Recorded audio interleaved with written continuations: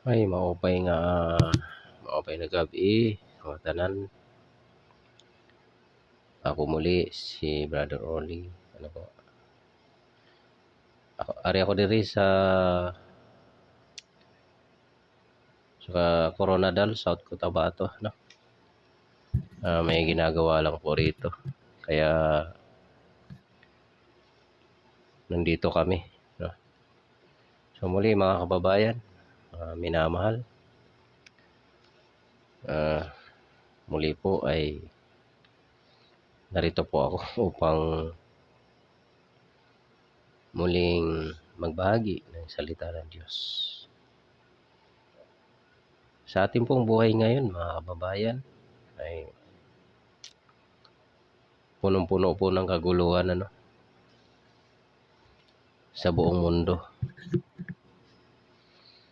Andyan po yung mga digmaan, banta ng digmaan, alingaw-ngaw ng digmaan, bombahan. Yan po ay hindi na po bago yan. Dahil yan po ay nakasulat sa banal na kasulatan. Ang lahat po ng nangyayari sa ating panahon ngayon, ang lahat po ng nangyayari mga kapatid, yan po ay nakasulat sa banal na kasulatan. Wala pong nangyayari sa mundo na hindi po sinalita ng Diyos. Ang pagkawasak ng Israel nung panahon ng paghihimagsik, pagkatapos ng Roman Empire na sumakop sa Israel, sila po ay nawala bilang isang bansa. Ngunit sapagkat sila'y mahal ng Diyos, mahal po kasi ng Diyos yan mga kababayan. Kaya sino man po ang magbabanta na sasabihin na ang Israel ay dapat mabura sa mundo, hindi po mangyayari yan. Maaaring ang Israel ay natira ng kaunti, pero hindi po sila mabubura na walang matitira sa kanila. Unang-una po, ang naglagay diyan upang sila'y maging bansa ay ang Diyos. Walang sino mang tao na makakakontra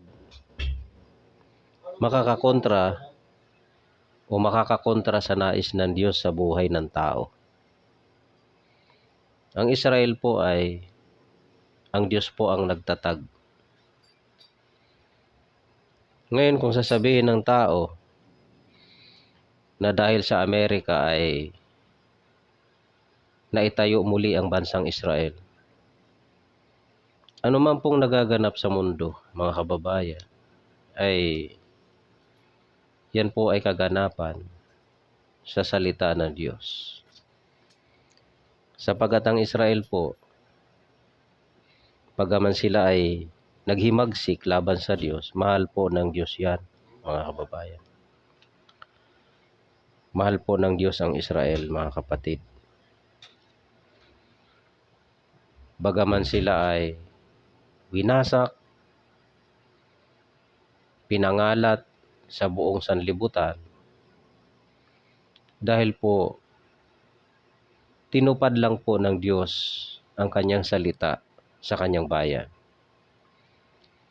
Dahil nga po ang tao kapag nagpapalalo ay ibinababa ng Diyos.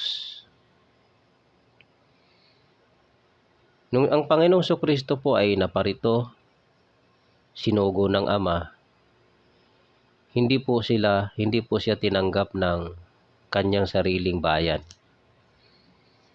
Kaya nga ang Panginoon nung makita niya ang bayan ay tinangisan niya po.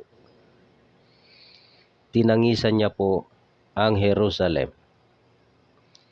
Sapagkat hindi nila nakilala ang araw na ang pagdalaw sa kanila ay hindi nila napagkilala na sila pala ay dinalaw ng Panginoon. Naparito ang anak ng Diyos upang sila'y kupkupin at iligtas sa kanilang mga kasalanan. Ngayon mga kapatid, tingnan niyo po ang salita ng Panginoong Hesukristo dito sa Lucas 21 o talatang 24. At sila'y mga bubuwal sa pamamagitan ng talim ng tabak at dadalhing bihag sa lahat ng mga bansa. At yuyurakan ang Jerusalem ng mga hintil hanggang sa matupad ang mga panahon ng mga hintil. Ito po yung kaganapan ng Israel ay pinangalat sa lahat ng mga bansa. Natupad na po ito. Dahil sila po'y winasak at ang Jerusalem ay niyurakan. At hindi po lingid sa ating kaalaman mga kapatid, na ang templo na ngayon ay sinasabi nila na muli daw pong itatayo ang ikatlong templo. Ayon daw po sa nasusulat. Hindi niyo po ba nabasa na sinabi ni Kristo, gibain ninyo ang templong ito at itatayo ko sa ikatlong araw. Mga kababayan, mga kapatid, marami pong mga tao talaga na hindi nauunawaan na lubos ang salita ng Diyos. Mga kapatid, ang templo ay itinayo na ni Kristo. Ngayon kung ipipilit natin sa ating panahon na maitatayong muli ang ikatlong templo dyan sa Temple Mount, no? Alalahanin natin na mayroon na pong nakatayo dyan. At yan po ay kaganapan ng hula ng Panginoong Hesukristo. Na ang sabi ng Panginoong Hesukristo, yuyurakan ang Jerusalem ng mga hintil. Naganap po, sapagat ang bayang banal sa ngayon ay hindi na po talagang masasabi nating natural na kagaya ng una, na kung paanong itinatag ng Diyos ang Jerusalem, bayang banal, na dyan po nakatayo ang templo at dyan po ang bahay-sambahan na tinatawag na templo ng Diyos. Na simula po ng pagtatayo ni Haring Solomon, at yan po ay giniba ng mga Babylonian at itinayong muli. At pagkatapos ng maitayong muli, dumating ang Panginoong Hesukristo. Na ang sabi ng Panginoong Hesukristo na ang Panginoong Hesukristo nung siya'y naparito ay hindi po siya kinilala ng mga tao. Hindi siya tinanggap, siya po'y itinakwil. At ang sabi ng Panginoong Kristo dito rin po sa Lucas, Kapitulo 13 sa talatang 34. O Jerusalem, Jerusalem, na pumatay sa mga propeta at bumabato sa mga sinugo sa kanya. Makailang inibig kong tipunin ang iyong mga anak na gaya ng pagtitipon ng inahing manok sa kanyang sariling mga sisiw. sa ilalim ng kanyang mga pakpak at ayaw kayo. Narito sa inyo'y iniwang walang anuman ang inyong bahay. At sinasabi ko sa inyo, hindi ninyo ako makikita hanggang sa inyong sabihin, mapalad ang pumaparito sa pangalan ng Panginoon. Dito po mga kapatid, ay nakikita at nababasa na ang nangyari sa Israel ay natupad ayon sa salita ng Panginoong Hesukristo. Nang wika ito'y mga tanda na darating siyang muli. At natapos po ang pagkawasak ng Israel pagkatapos ng Roman Empire. Winasak ang Jerusalem, giniba ang templo. At ngayon ang nakatayo diyan ay tunay na nayuyurakan ang bayang banal. Bakit? Sapagat ang dako po na kinatatayuan ng templo ay tinatawag na dakong banal. Ngunit natupad ayon sa salita ng Panginoong Hesukristo na yuyurakan na walang maiiwan kahit isang bato sa kapwa bato. Basahin natin ano po. Dito sa aklat ng Mateo, Kapitulo 24, sa talatang, simulan natin sa talatang 1. Ang sabi rito mga kapatid, at lumabas si Jesus sa templo at payaon sa kanyang lakad at nagsilapit sa kanya ang kanyang mga alagad upang sa kanya ipamalas ang mga gusali ng templo. Datapwat siya'y sumagot at sa kanila'y sinabi, hindi ba ganinyo nakikita ang lahat ng mga bagay na ito? Katotohanang sinasabi ko sa inyo, dito'y walang maiiwang isang bato sa ibabaw ng ibang bato na hindi ibabagsak. At samantalang siya nakaupo sa bundok ng mga olibo, ay nagsilapit sa kanya ng bukod ang kanyang mga alagad na nagsisipagsabi, sabihin mo sa amin kailan mangyayari ang mga bagay na ito at ano ang mga magiging tanda ng iyong pagparito at ng katapusan ng sanlibutan.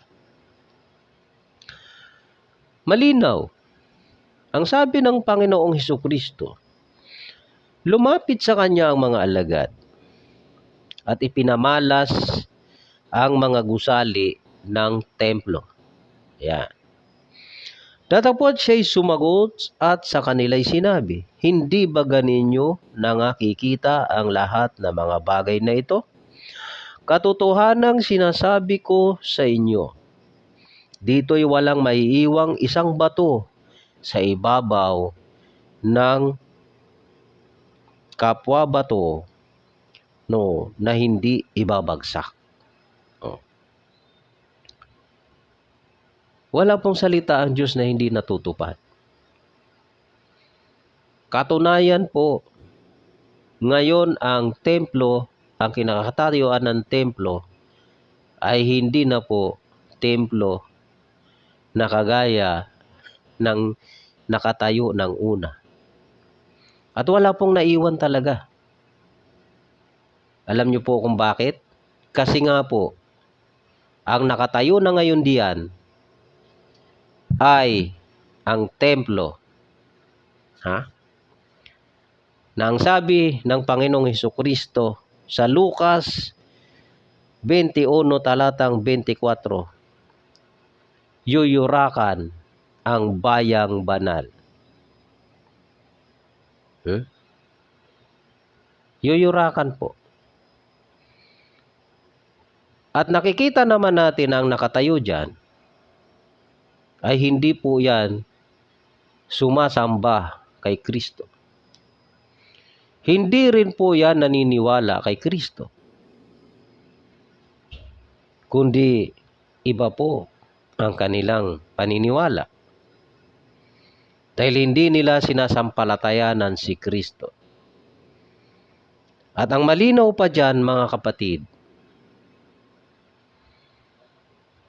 hindi po sila naniniwala na si Kristo ay tagapagligtas. At hindi rin po sila naniniwala sa Biblia na ito ay aklat na isinulat na mula sa bibig ng Diyos. Na mga salita sa nakasulat sa aklat na ito ay ang salita ng Diyos. Hindi po sila naniniwala rito. Ngunit ito po ay natupad ang lahat ng nakasulat dito. Nang sabi rito sa Lucas 21, talatang, simulan na natin sa 23.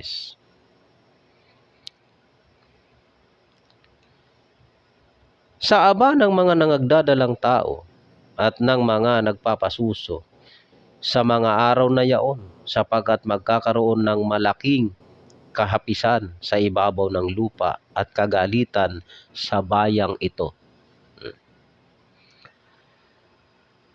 Maraming mga tao na naghihintay pa sila ng kung ano-ano, may ano pa raw, may tribulation, may unang pagdating.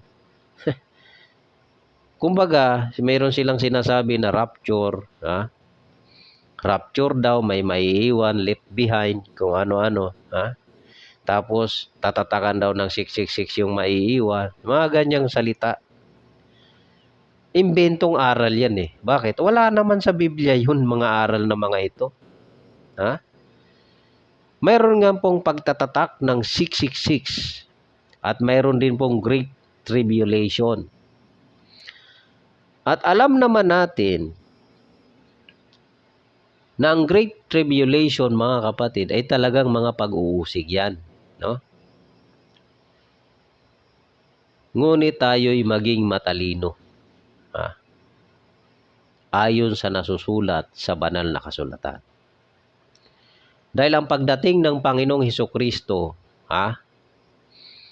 ay nakalagay po sa 2 Pedro 3 na ang pagdating ng Panginoong Hesukristo ng sangkalangitan sa araw na iyan ay pawang, masusunog, mapupugnaw.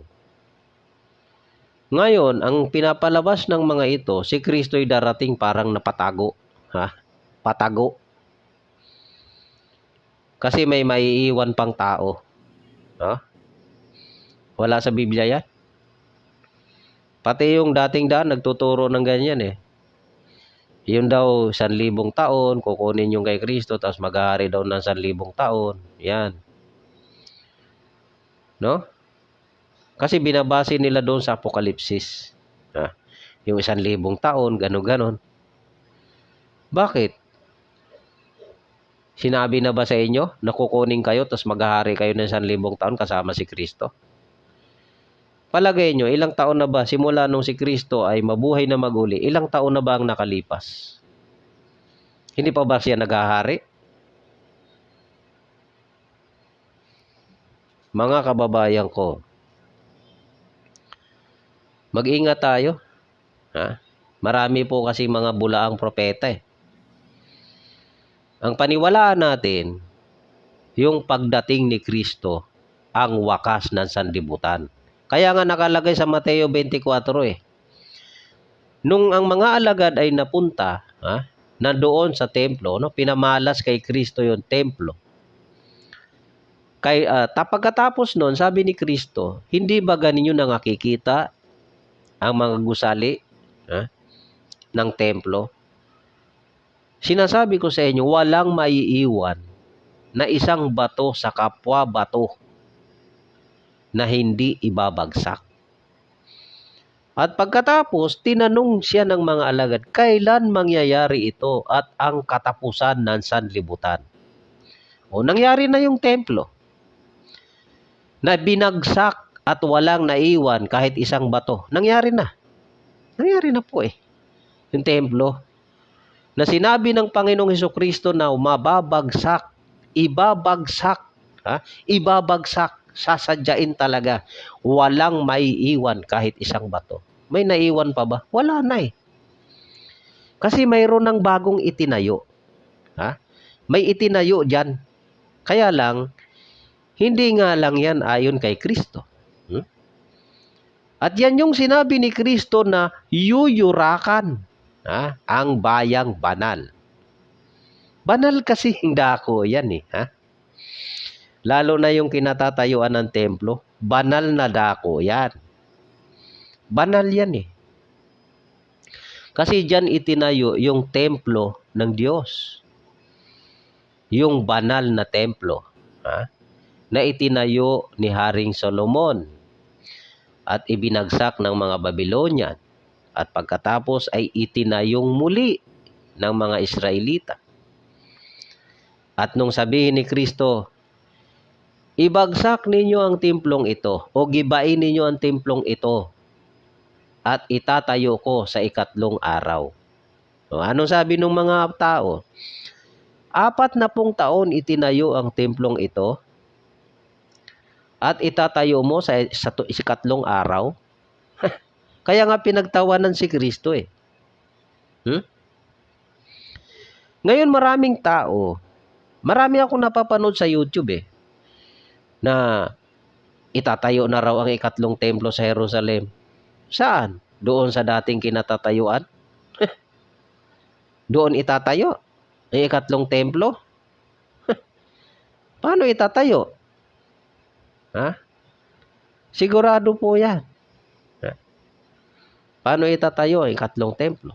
Tinayo na nga ni Kristo eh. Sinabi na ni Kristo, gibain ninyo ang templong ito at itatayo ko sa 3 araw.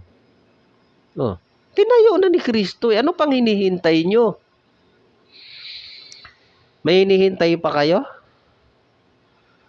Tinayo na nga eh. Hindi lang ninyo matanggap kasi hindi ninyo sinampalatayanan si Kristo. Kaya marami ngayon mga iglesia kuno, tayo ng mga kapilya. Pinapaganda yung mga kapilya. Pag dumating yung dilubyo, wasak yung kapilya, walang silbi.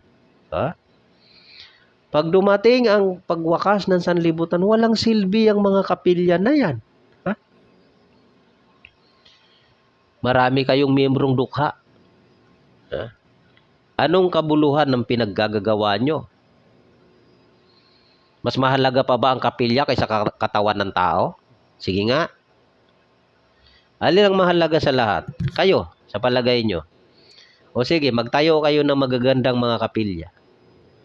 Pagkatapos yung bahay nyo sa ilalim ng tulay. Halimbawa na lang, kayo. Total, pasikat kayo eh. No? Yung mga dukha nyong miyembro, alam nyo ba? At saka saan galing yung pinagpatayo nyo ng kapilya? Sarili nyo bang pera yan? O pera yan na galing sa mga miyembro? Ano ba ang kalagayan bilang isang lingkod ng Diyos?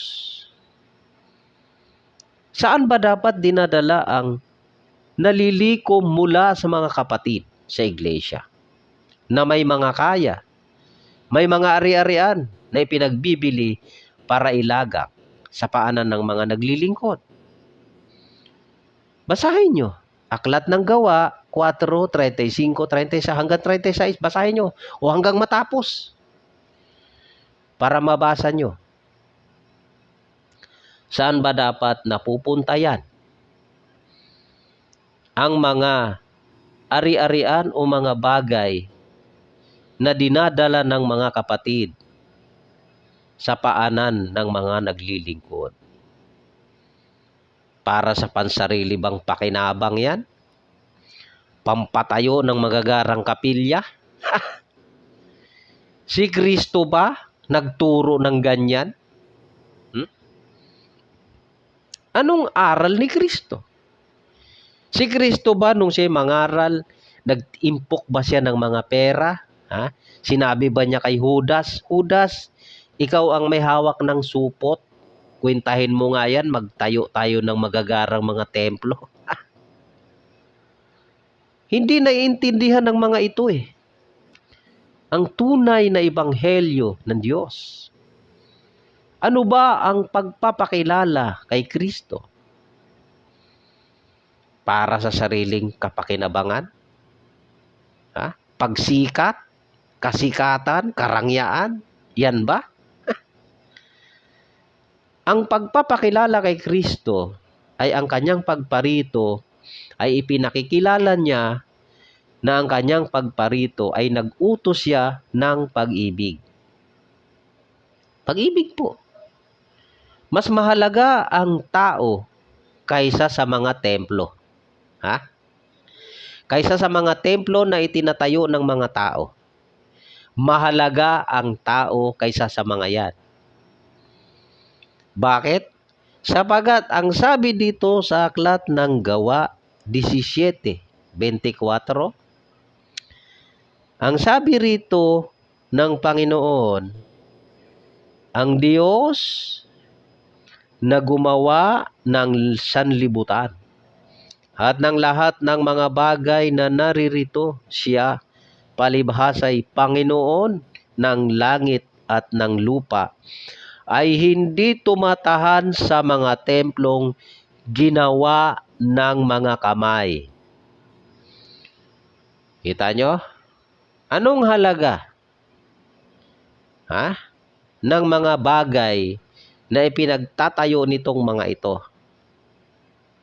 Nagpapayaman, nagpaparangya ng kanilang buhay para lang sabihing sikat ang kanilang relihiyon. Pero ang mga miyembro ninyo maraming dukha. Talaga totoo po yan. Yung simbahan ng mga Romano. Sabi pa nung isang nila nagyayabang itong kanilang mga debatistang mga pari. Sabi, bakit? Kayong mga sulpot. May simenteryo ba kayo? Pagka namatay kayo, saan ba kayo ililibing? Hindi ba sa simenteryo ng mga Katols? Ganon sila magsalita. Oo nga. Kayo lang meron nun. At saka, marami kayong mga mall. At saka mga universidad. Totoo yun. Bakit? Kasi negosyo kasi kayo. Hindi naman talaga tunay na pagpapakadyos yan Yan simbahan ng mga demonyo. Kasi kung sa Diyos yan, hindi ganyan ang gagawin nyo. Nagagawin ninyong negosyo ang pangalan ng Diyos. Hindi nga lang ninyo ginawang negosyo ang pangalan ng Diyos, pati pangalan ng mga banal sa Biblia Hindi lang yun, nagdagdag pa kayo ng maraming mga pangalan ng mga banal-banala. Mga ribulto. Tapos pinapangalanan ninyo ng mga pangalan ng mga santo sa Biblia. Tapos yung iba hindi kilala. Tapos hinihimod-himuran na ng mga uto-uto ninyo. Opo, grabe yan. Matindi yan talaga. Tapos mayroon namang sumulpot na isa. Nakaparehas nyo rin. Na hindi raw sila sumasamba sa mga ribulto. Hindi sila humihimod. Tayo naman ang tayo ng mga magagandang kapilya. Opo, hindi lang kapilya, nagtayo pa sila ng Talaga? Yan ba ang tunay na sa Diyos? Basahin ninyo sa Biblia, hanapan ninyo ako ng talata. Si Apostol Pablo, si Pedro, si Juan, doon sa 12 apostol. Bigyan nyo ako ng talata na ang mga apostol na ito ay mayroon silang iniwang legacy na katulad ninyo. Na nagpundar ng maraming ari-arian sa sanlibutan ito. Nagtayo ng mga garang mga building. At nakatira sa magagandang mga subdivision. At maraming ari-arian sa mga bangko. Mga pera, mga ginto. Bigyan nyo ako ng talata. Patunayan nyo sa akin na tama ang ginagawa nyo. Ha? Dahil ang sabi ng Panginoon, sabi dito sa nakasulat, ang Diyos na gumawa ng sanlibutan at ng lahat ng mga bagay na naririto, siya palibhasay Panginoon ng langit at ng lupa, ay hindi tumatahan sa mga timplong ginawa ng mga kamay. Wala. Hindi talaga eh. So, tanong nyo sa sarili nyo, ligtas ba talaga kayo? Dahil kiniklaim ninyo, kayo lang ang maliligtas. Talaga? Walang ganyang mga alagad si Kristo. Na magaling lang sa pag-angkin, na ligtas. Pero ang tunay na katotohanan wala sa kanila. Pang-uuto lang ang ginagawa eh.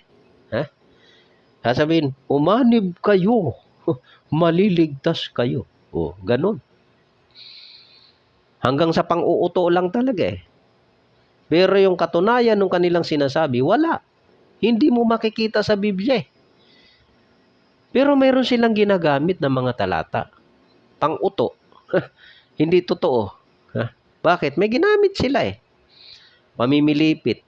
Aangkinin nila sapagkat ang katawan ni Kristo ang ililigtas. Yan. Kaya angkinin nila, inuuto yung mga miyembro, dito tayo, ito ang katawan ni Kristo. Tayo ang maliligtas. Pero ang katotohanan, wala sa kanila. Ngayon, napunta tayo doon. Binigyan lang po natin ng daan yun. Kasi, dito nga po mga kapatid, ay natupad. Marami ang nakasulat po sa Biblia mula sa symbolic ayon sa Apokalipsis hanggang dito sa lahat na nakasulat ay mababasa natin ang kaganapan ng mga hula sa banal na kasulatan. Yung sinabi ni Kristo na ang templo ay ibabagsak, yung mga gusali ng templo, walang maiiwan na isang bato sa kapwa bato na hindi ibabagsak. Bakit? Kasi sabi ni Kristo sa Lucas 13, makailang bisis kong ninanais o ninasa o inibig na tipunin ka gaya ng inahing manok sa kanyang mga sisiw, ay ayaw kayo. Narito ang inyong mga bahay ay iiwang wasak. Wasak po. Nangyari po yan. Dahil ang Israel, mga kapatid, ay nakaranas po talaga sila na winasak. At sila'y nawala bilang bansa. At pagkatapos ng ikalawang digmaang pagdaigdig, ay muli po silang naging bansa. Bakit? Dahil ba sa United Nations? Dahil ba sa mga bansa na tumulong sa kanila? Yung mga bansa po na tumulong sa Israel ay ginamit lang po ng Diyos yan. Kasi nga po, hula na po yan eh. Pagkatapos na sila'y wasakin, ang Diyos ay muling mahahabag sa Israel. Muli siyang mahahabag. At muli siyang itatatag bilang bansa o bilang bayan. Mabuti kasi ang Diyos eh, mga kapatid. Ang Israel, kalakip po yan sa history ng sanlibutan o ng mundo. Ngayon, sino mang magbabanta na yan ay bombahin, wasakin, walang matira. Nananaig ba? May nananaig ba? Dahil ay tinatag ng Diyos ang isang bagay, walang sino mang makakawasak. Kung hindi ang Diyos ang nagtatag, mawawasak yan. Ngunit, pagdating ng wakas ng sanlibutan, talaga pong lahat mawawasak na. Pero yung tao gagawa, wawasakin ng isang bagay na ang Diyos ang naglagay, wala kang magagawa. Puro kaguluhan lang ang mangyayari sa buhay mo. Kaya huwag tayong magsalita, huwag tayong magnanasa ng anumang ikapapahamak ng iba. Kaya nga po ngayon mga kapatid, ipanalangin natin ng Diyos naway mahabag. Kasi nga po itong bansa na galit sa Israel ay ngayon, wala talagang kapayapaan sila eh. Naglagay sila ng mga, yung sinasabi nilang axis of resistance. Wala na ginawa kundi manggulo, wala nang ginawa kundi guluhin ng Israel. Nangyari po kasi, nakasulat po yan eh. Ang Israel ay paliligiran, mapapaligiran ng mga galit sa kanya. Nakasulat po kasi yan mga kapatid. No? Nakasulat po yan. Basahin po natin muli. Dito, balikan natin yung Lucas sa 21 talatang 23. Dito muna sa 22. 21-22. Sapagkat ito ang mga araw ng paghihiganti upang maganap ang lahat ng mga bagay na nangasusulat. Nangasusulat, lahat magaganap. Lahat ng nakasulat ay magaganap. Yung hanggang sa wakas ng sanlibutan. Sa aba ng mga nagdadalang tao at ng mga nagpapasuso sa mga araw na yaon, sapagkat magkakaroon ng malaking kahapisan sa ibabaw ng lupa at kagalitan sa bayang ito. Ayan. Kung hindi ako nagkakamali, nawasak ang Israel doon sa unang digmaang pandaigdig. Kung hindi lang po ako nagkakamali, Tapos dumating yung ikalawang digmaang pandaigdig na ang mga Israelita ay naroon, o yung mga Hudyo, no? Nandoon sila sa, karamihan sa kanila nandoon sa bansang Germany. Nangalat po kasi sila eh. Nangalat po sila mga kapatid ko. Kung saan-saan sila napunta, nangalat po sila sa buong sanlibutan. Salita po kasi ng Diyos yan. Nangalat sila sa buong sanlibutan. At nung ikalawang digmaang pandaigdig, ang mga Israelita o ang mga Hudyo ay talaga pong pinagpapatay sa bansang Germany, no? Sa panahon ni Hitler. Kung alam natin yan. Pinagpapatay po. Marami po ang pinatay sa kanila. Kawawa po sila. Pero yan po ay salita ng Diyos. Ang sabi ng Panginoon Jesucristo, upang maganap ang mga nangasusulat. Araw ng paghihiganti. Hindi kasi nila tinanggap si Kristo. Isa po 'yon. Sila pa nga po ang pumatay kay Kristo eh. Di po ba? At ang alam ko, kaya si Hitler ay galit na galit sa mga Hudyo, na ang tingin sa kanila ay sila ay mabababang tao. Bakit? Dahil sa doktrina po ng Katolisismo yata ito, no? Yung Papa, sa Roma, Ngayon, itong si Hitler, ang tingin niya kasi nga si mga Hudyo ay sila yung nagpapatay kay Kristo. Yun doon ang alam ko na ayon sa mga naririnig kong mga salitaan ay kaya nabuo yung galit dahil sa ginawa ng mga Hudyo kay Kristo, no? Ngayon, natupad po eh. Wasak ang Jerusalem. Basahin natin muli, no? at sila'y nangabuwal sa pamamagitan ng talim ng tabak. Oh. At dalhing bihag sa lahat ng mga bansa at yuyurakan ang Jerusalem ng mga hintil hanggang sa matupad ang mga panahon ng mga hintil. Yan. Hanggang sa matupad. So ito yung hanggang sa kawakasan. Matutupad po talaga. Natupad na. Ha? Kasi nga po ang Jerusalem ay hindi na po mga purong Hudyo na ang no? Naging open city na siya. Ha? At ngayon mga kapatid ay ang nakatayo na diyan sa Temple Mount ay hindi na po yung dati na templo. At wala po talagang naiwan kahit isang bato. Ha? Natupad po eh. Natupad. Ngayon, bumalik ang Israel at muling naging bansa. Huwag nating sabihin na dahil sa Amerika sila'y natayo. Na ang gaya ng bintang ng iba na sila lang daw ay mga mananakop. Diyos po ang naglagay dyan. At nabasa ko nga kanina sa awit eh. Kasi nakikinig po ako ng Bible audio, no?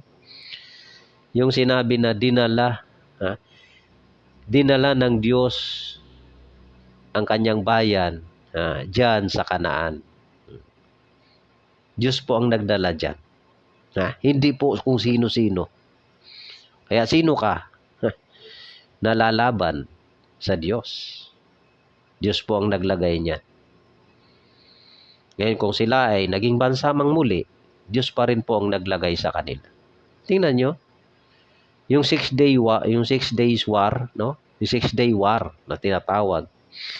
6 na araw na giyera. Laban sa nakapaligid na mga bansang malalaki. Tinalo ng Israel. Sa loob ng 6 na araw. Yung mga malalaking bansa na nakapaligid sa kanila. Tiklop. Bakit? Dahil ba sa galing ng Israel? Hindi po.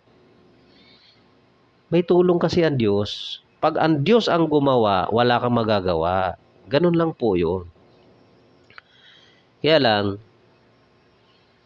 ang Diyos kasi balance eh. Kaya ang Diyos may parusa din sa Israel. Pinaparusahan din sila. Kaya alam nyo ba yung walang kapayapaan? Parang yan eh, kasama yan sa buhay.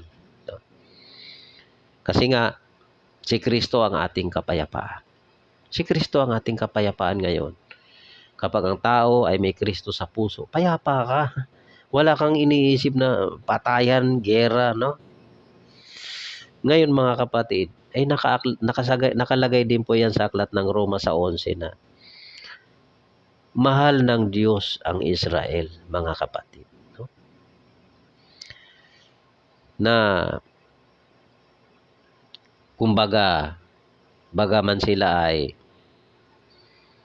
sa 11 po, sa 1, sinasabi ko nga, itinakwil baga ng Diyos ang kanyang bayan, huwag nawang mangyari. Sapagkat ako man ay Israelita sa binhi ni Abraham, sa angkan ng Benjamin. Hindi tinakwil ng Diyos ang kanyang bayan, nang nananguna pa ay kinilala niya. O hindi baga ninyo nalalaman ang sinasabi ng kasulatan tungkol kay Elias, kung paanong namamagitan siya sa Diyos laban sa Israel, na sinabi, Panginoon, pinatay nila ang iyong mga propeta.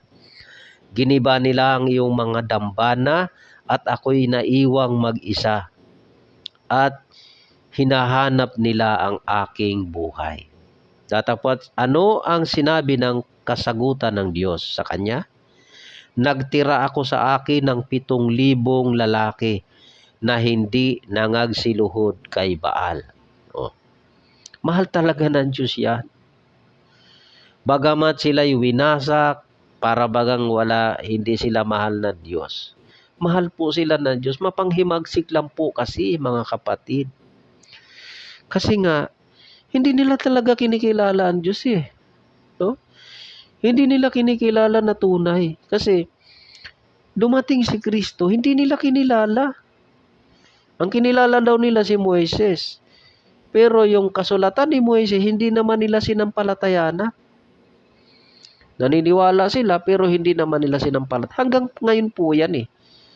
Kahit si Kristo, marami ko noon naniniwala kay Kristo pero hindi naman talaga na nagsisisampalataya ng totoo.